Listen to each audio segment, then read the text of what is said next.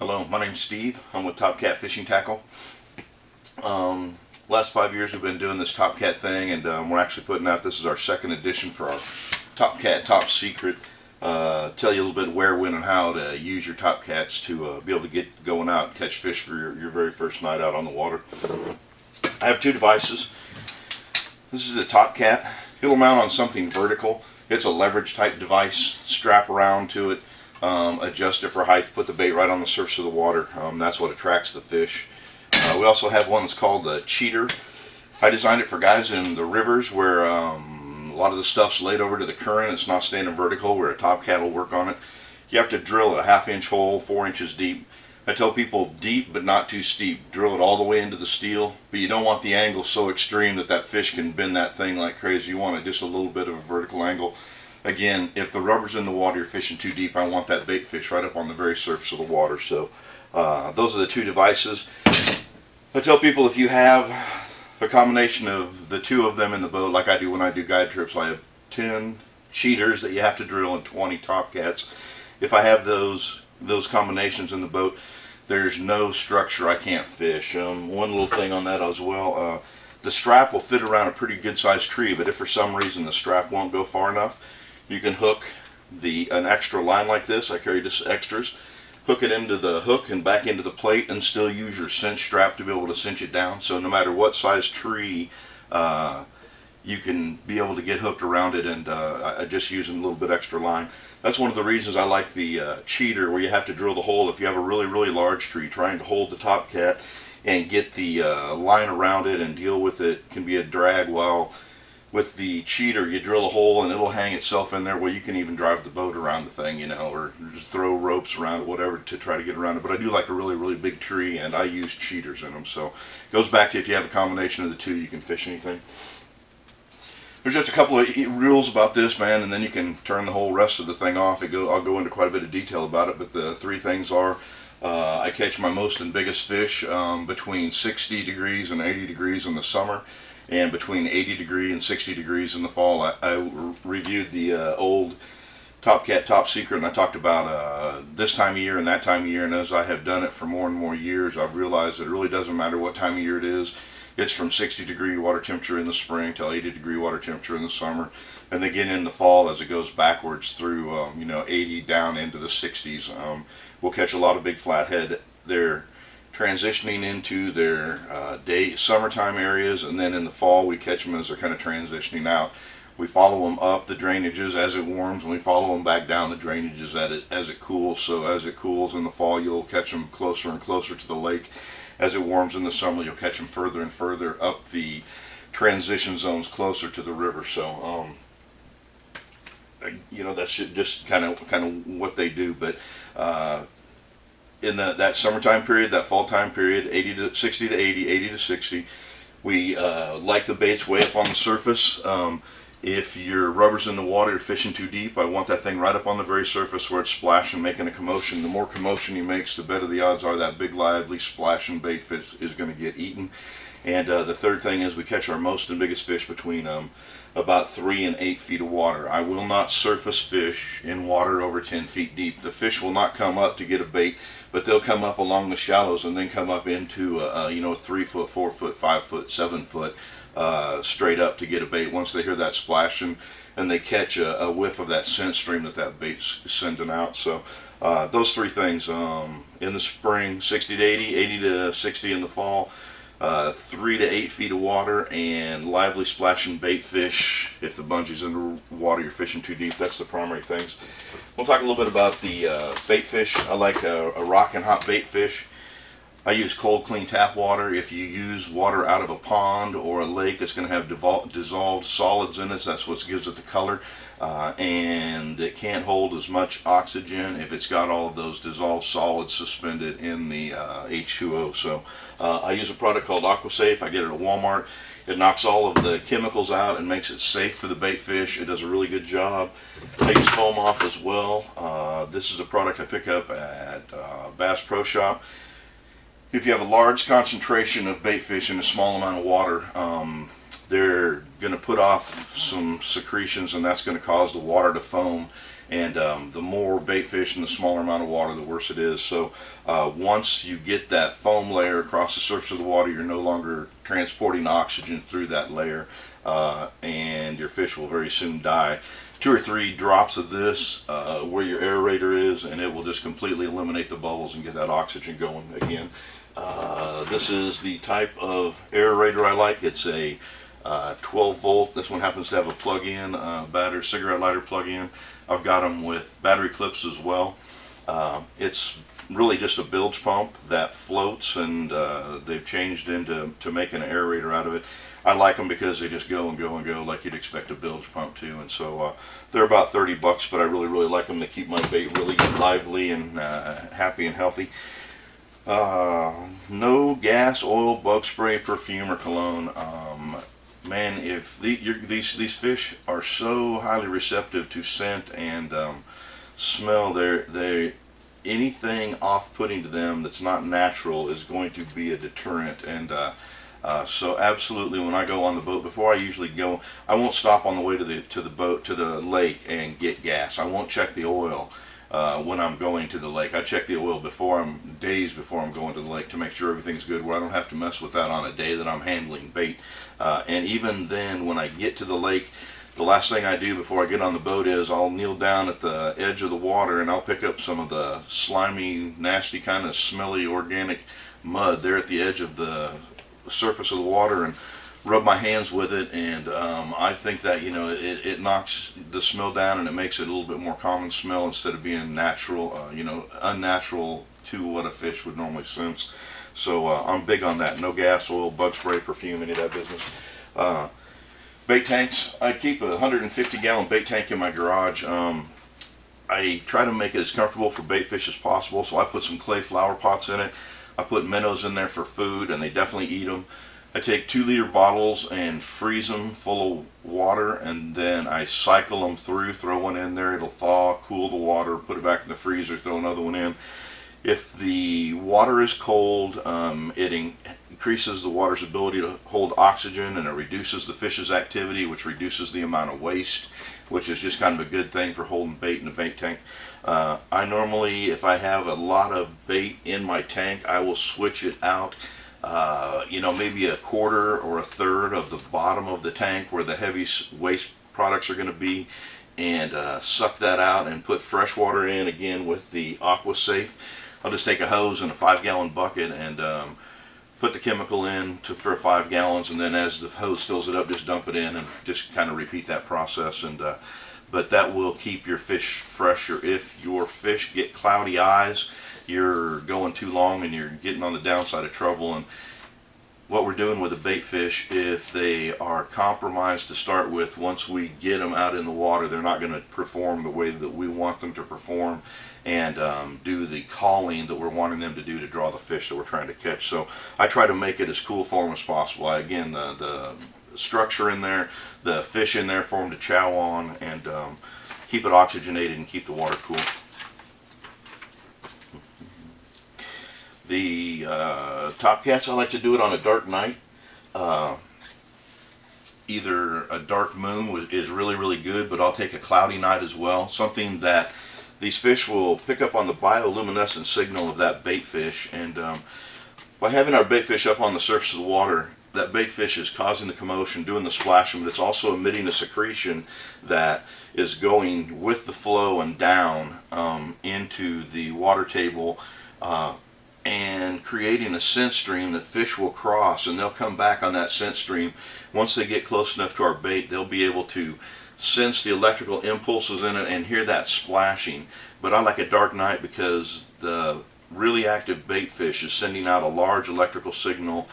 And imagine a dull flashlight in a bright room. You can barely tell it's on, but a dull flashlight in a pitch black room, looks like a beacon. And so that catfish is able to perceive the electrical impulses of that bait fish's body as he struggles, as well as that scent stream, as well as the sound that's drawing that fish.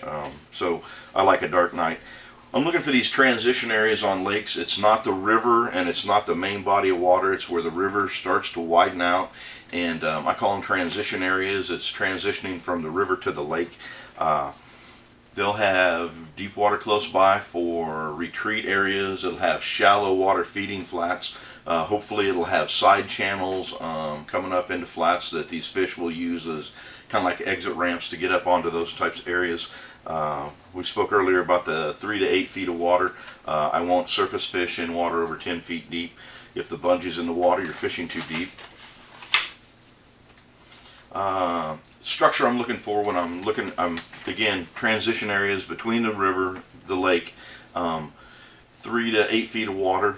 I like a lot of structure. If you see a big stump field where there's a whole bunch of stumps left and all the tops are busted off and they're laying down in the water around that area, if it's in the right depth of water, those can be excellent spots. I like doubles and triples, anything that's going to have area, double branches, triple branches, clusters of trees, areas where bait fish will have areas to hide and kind of school around and give them some structure to orient to. These are basically flathead feeding stations, and these big fish know that these bait fish hide up in those areas and they think that they're safe, but really the flathead come up in there and feed on them routinely in those areas. So if you find that area, they're coming there to feed anyhow. Tonight you're going to have a bait fish on the surface that's going to draw its attention, and it doesn't have to chase it. It's right there waiting on it. So again, these areas, the doubles and triples, anything that gives you a bait fish a place to hide. I like a leaning tree. I talk about if a leaning tree leans over, it's got a place underneath the main branch, and where that root ball pulls up leaves a hole underneath that, and you can often catch 2 fish off of a tree like that. So if you find the right really big leaning tree in the right depth of water in the right area, those can be red hot. You'll kind of, as you fish them, you'll learn more and more about what you're looking for and replicating those areas. There's just so many spots I could tell you. There's a spot out here that is right up on the bank with a great big tree, and with the prevailing spring wind, it dumps the way that the creek channel turns, the bluff blocks this tree. It's just barely out of the wind, and I think the wind blows a lot of debris around there, and fish go back in there and feed. And if the conditions are right, man, I catch flathead there just almost every time. There are areas like that and trees like that that these fish frequent, and if you can find them, you can really exploit them. Log jams, if you can find great big log jams. I'm not looking for brush piles; those are small fish. But if you're looking for log jams like the size of your living room, that kind of stuff, that's a great place for the cheater, where you have to drill, something's laid over to the water. You have to drill it, rope it off, adjust it for height, but again, you're hanging right there on that structure that those fish are living under. So that's cool.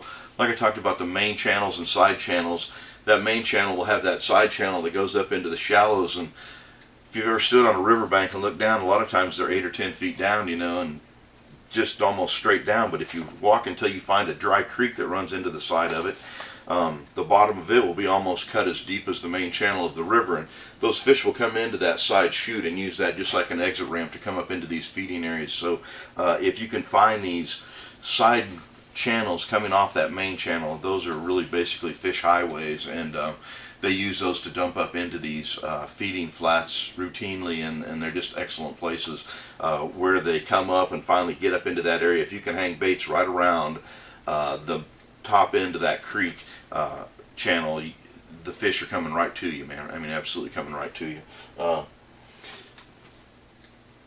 Some of the benefits of the surface, fishing on the surface: splash equals prey to these big fish. I've cleaned them with ducks in them, I've cleaned them with squirrels in them, I've cleaned them with snakes in them. Anything splashing on the surface of the water draws their attention, and they know that it's an easy meal. First guy gets there, gets a meal. Second guy goes hungry. So the bigger, more dominant fish, because of having done it repeatedly in their life, they know that the benefit of going now is you're the one guy that's going to get the meal. And so that's why we catch a lot of really crazy big fish on these things. But the secretion I talked about earlier, if you're even rod and reel fishing, we'll talk about that here in a second, but if you're rod and reel fishing and your bait's on bottom, if it's not hiding under a log and it's still out where a bait can get it, a big fish can get it, with my Topcat up on the surface, that bait sending out that secretion, sending it down, and with the flow, I'm going to get so much more travel out of mine rather than a bait on the bottom. It's going to flow right along the bottom a little ways, but the bottom's going to disorient the stream, and it's going to make it a lot harder and for a fish to follow, I think, and not going to be as long as what I would think about it. So my bait, where he's up in the water column, he's not going to get hung up and he's not hiding. I tell people all the time, if you're rod and reel fishing and your bait's down a crawdad hole or under a rock or under a log, which is the first place they're looking to go when they hit the bottom, is if your bait's hiding that much from a bait from a fish you're trying to catch, you're not really fishing at all. So my bait, he can't hide. The more he struggles, the better the odds are he's going to get munched. This Topcat thing, we've been doing it now commercially for 5 years. We fished 127 trips. We caught fish every single time. Haven't been skunked in 5 years. 796 fish, 4,978 pounds. I was trying to hit 5,000 pounds. Worked an awful lot last year. Spent some time out of state and just didn't have the time to get it done. But ended up 22 pounds shy of a 1,000-pound average for 5 years. That works out for 127 trips. That's 6 fish and 39-pound average for 5 years. So I'm pretty proud of that. Just a little bit of general information. Lake maps. When I was talking earlier about the channels and the side channels, a lot of guys nowadays, they don't think these are valuable because they've got such great electronics. I still use these to kind of get me in the right area, and you know, I'm not going to say they're exact. Stuff silts in, main creek channels change, and the transitioners that I'm talking about, so they're not exact, but they'll sure get you in a pretty close location to where I'm wanting to be. I can look at a map from anywhere in the country. I have people send me maps, and I'll go through them, and all of mine are circled and got stars by this and that, and where the launches are closest to the timber, and the timber I'd most like to fish. And you know, I can look at a map and eliminate about 95% of the lake and go to the 5% that I want to get to, and then I can use my electronics to really fine tune what I'm doing, where I'm doing it. Rising water is best. I really like a lake that's rising. That's some of my videos are of that, and it's really a great time to go out and produce some fish. Falling water is the worst. Sometimes you fish when you've got clients and they want to go on that day.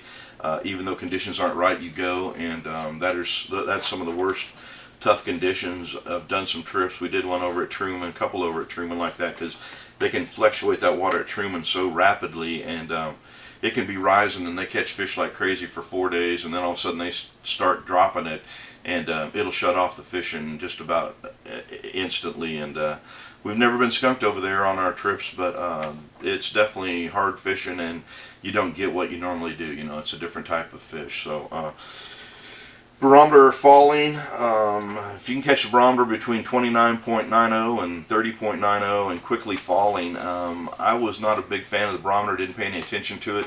Worked with a guy that was a huge barometer watcher, and he would even say, well, today's not going to be any good fishing, might as well be working because the barometer is such and such and such and such. And I started paying a little bit more attention to it, and that quickly falling barometer like that, it definitely sends the fish into some sort of a really scurried activity period for a short amount of time, and it's kind of crazy. I don't really understand it, but there's a lot about it I still don't really understand. I just know it's the way that it is, and I do it. The next one's the same thing, daylight. If I wanted to catch catfish during the daytime, I like a dark night for night fishing. If I'm going to want to catch catfish during the daytime, I'm going to want a full moon, man. For some reason, the full moon will make the catfish bite during the daytime. And I've talked to other guides about the same thing and kind of set them up and didn't ask them the question where they could just say yes or no. They actually had to come up and tell me during the day and for the answer. And I've had a number of them do that. So if I wanted to catch catfish during the day, whether I was set lining or rod and reel fishing, I would want to do it on a bright moon phase during the day. So again, I don't really understand, but that's the way that it is. All right, man, I guess that's it. We'll talk about rod and reel fishing. The way these hooks come and go, it's got the end of a loop right there. If you just pull that loop, tail into that loop, the whole riggins come right back through, and it drops right out through that eyelet. Take your uprigger clip, slide it on, slide it back through, tighten it back down. Run the line from your rod and reel to the clip. Your hook is on your line, on your rod and reel. Bait fish on the surface of the water. Again, you get the benefit of the splash. You've got the benefit of that bioluminescent signal dancing on the surface of the water. You've got the benefit of that scent stream flowing down with the current. So the odds, my bait is never hiding from a fish I'm trying to catch. It's actively calling a fish. Where your bait fish, is on the bottom, probably under a rock. So I think I'm just doing a way more effective job of attracting the fish I'm trying to catch. Fish splashing around, you'll hear it working. All of a sudden, when you hear it splashing like crazy, it's because a great big fish is underneath of it. It's going to take it. Fish grabs the bait, pulls your line out of the clip. You've got them on the rod and reel, from shore or from a boat. I like to do it timber right along the shoreline, rods in rod holders along the shore, sitting in a lawn chair, and use a canoe or a kayak, something like that, to run out and rebait and re-rig the lines as you get taken down. So I always have people ask me what my favorite bait is. If I had to go with one fish, it would be a green sunfish. It's a kind of a perch. Longer, skinnier. Bluegill's got really hard spines and really hard scales. A green sunfish is a little bit softer version of that. So, but any kind of perch, I like bullheads. I will cut the spine on the dorsal fin and cut the little two sides pectoral fins off as well. I think that adds to the secretion that's flowing out of the fish, and I think it makes it a little more mouth friendly for the flatheads when they're trying to smack them. I didn't get as good of results on them when I didn't cut them, and I had old timers tell me to cut those fins, and I always thought it was crazy, but I started doing it, and it does seem to work. I do way better with them for whatever reason, and if I can get them, I like to use them for bait. I'll use drum. A lot of guys on the Missouri River right now are using big Asian carp, so they're catching some really big blues on 12-inch Asian carp over there, so that seems to work as well.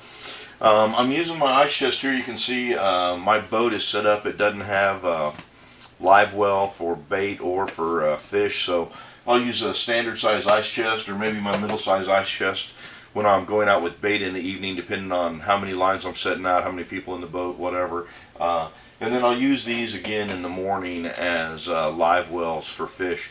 I let a lot of fish go, and I think it's kind of important to let a lot of fish go. I put 16 fish back in Hillsdale Lake, my home lake over here, 16 back over 50 pounds, and if you watch any of our video footage, we just put a ton of fish back, so I think it's kind of important to go ahead and try to sustain the resource. But I don't mind keeping some fish as well, and we do. If I'm going to keep them, I take the same products with me for my live fish that I'm going to harvest that I did with my bait fish. I take the floating airhead with me. I'll put my fish in the water, and I will actually use lake water for that because I don't want to have that much of the water with me, taking it, hauling it back and forth. So take a gallon scoop with me and scoop water in as we need it. Depending on how many fish we have, we might have the thing all the way to the top. We might only have 6 or 8 inches of water in the bottom of it. But I will have an aerator with me, and especially the foam off. The foam off, when you get a lot of those big fish in there, I'm trying to keep them alive. If I'm going to harvest them, I want to bleed them, and the best way to do that is to hang them up, tails down. I cut a slice on each side of the tail with a knife, come back in with some pruning shears and cut the tail off. If the fish is alive, the blood will come out of it in no time. When you fillet those fish, there's just absolutely no mess. So that's kind of a cool thing about it. I get pictures all the time of people where the fish have laid in the bottom of the boat. The dog chewed on them for a while. People have walked on them. They're sunburned. They're wind dried. I mean, they don't really even hardly look edible to me. And I just know that the quality of that fish to eat isn't as good as when you keep them alive right up to the last second, slice the tail off, all the blood comes out. And I mean, when I fillet the fish, it's just this green, blue, translucent, rainbow sheen type of flesh that is just incredible. And the quality for the eating is just so much more improved that I definitely bleed all of my fish. CanoeCatman@yahoo.com if you want to email me. There's just a ton of ways to get a hold of me. My cell phone number is 913-449-9128. Again, 913-449-9128. If there's something you got any questions about, it's adjustable for height. I'll tell you that, I guess, while we're doing this, just so if you look at them when you get them, the way that they're rolled up, and try to put them back that same way, it'll make it way easier on you. If you just throw them all in the bottom of the boat and they're all tangled up at the end of the day, you're going to have a big old mess on your hands, and it's going to be a lot of work. But if you rewrap them the way that I've got them wrapped up when you receive them, you'll be able to wrap them up real quickly, and they stay untangled pretty well like that. When I hook up for the height, I don't just take the end of the line. I take a loop of the line. I grab the line in the middle somewhere and take a loop through. if you go through with a single strand, a big fish will pull that knot so tight that you won't be able to get it undone. But if you take that loop and come through with that loop, and then I just do 2 simple overhand loops right on that double line, just like that, and you're set. And the fish, no matter how hard he pulls on that, he's not going to pull it so tight that you can't get it unhooked. So, all right, I guess that's it. Like I said, you've got my information. If you want to get hold of me, you can give me a call, you can email me, however it works. And I hope you enjoy your top cats. Like I said, we have a ball with them, and I'm glad you're a customer, and I hope you enjoy the heck out of them, man. Get out and catch some big fish. Thanks a lot. Take care.